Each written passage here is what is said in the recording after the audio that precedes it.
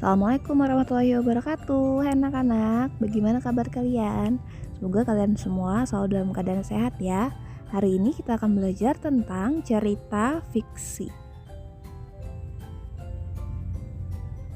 Cerita fiksi merupakan cerita hasil olahan imajinasi seorang pengarang berdasarkan pandangan tafsiran dan penilaiannya terhadap peristiwa-peristiwa yang pernah terjadi secara nyata ataupun yang hanya terjadi dalam khayalan penulis saja. Singkatnya, cerita fiksi itu merupakan cerita khayalan.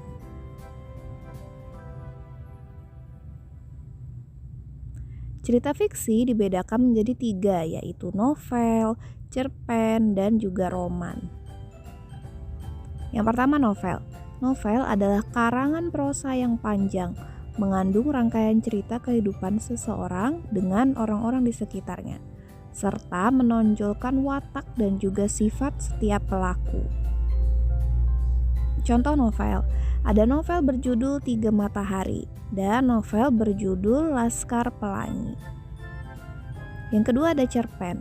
Cerpen adalah suatu karya sastra pendek yang menceritakan kisah cerita dari suatu tokoh di dalamnya. Ketiga, roman. Roman adalah cerita fiksi yang menampilkan keseluruhan hidup suatu tokoh beserta permasalahannya, terutama dalam hubungan dengan kehidupan sosialnya dari lahir hingga meninggal.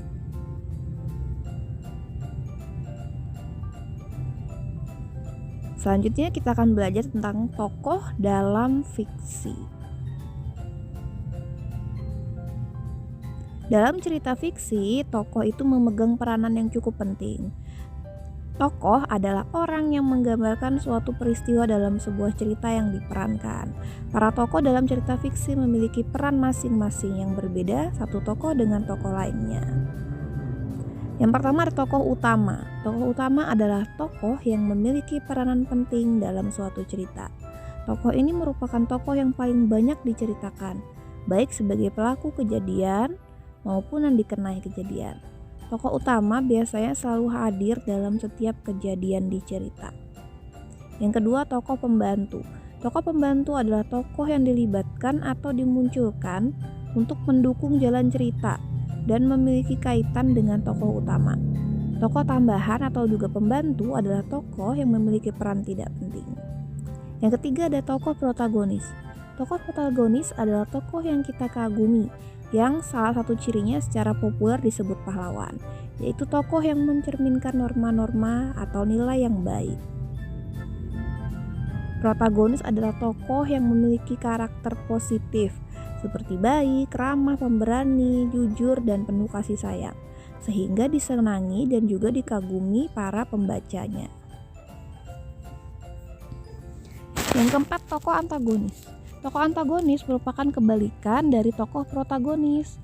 Tokoh antagonis itu memiliki watak yang negatif seperti jahat, licik, penuh tipu daya, pemarah, senang melihat orang lain kesusahan, penuh iri dan juga dengki. Coba kalian baca cerita fiksi berjudul Batu Badaog di halaman 33. Yang pertama ada pertanyaan, siapa tokoh utama dalam cerita berjudul Batu Badaog tersebut? Jawabannya adalah ibu dan kedua anaknya. Mengapa tokoh tersebut disebut tokoh utama? Karena mereka tokoh yang sangat penting dan paling banyak diceritakan di dalam cerita tersebut. Pertanyaan yang ketiga, siapa tokoh tambahan dalam cerita berjudul Batu Badaog? Jawabannya adalah ayah, pelayan, dan penduduk desa. Mengapa tokoh tersebut disebut tokoh tambahan? Karena mereka hanya muncul beberapa kali saja di dalam cerita. Nah, tugas kalian adalah menjawab soal di halaman 35 dan juga 41. Dikerjakan di buku tematik kalian. Selamat mengerjakan. Assalamualaikum warahmatullahi wabarakatuh.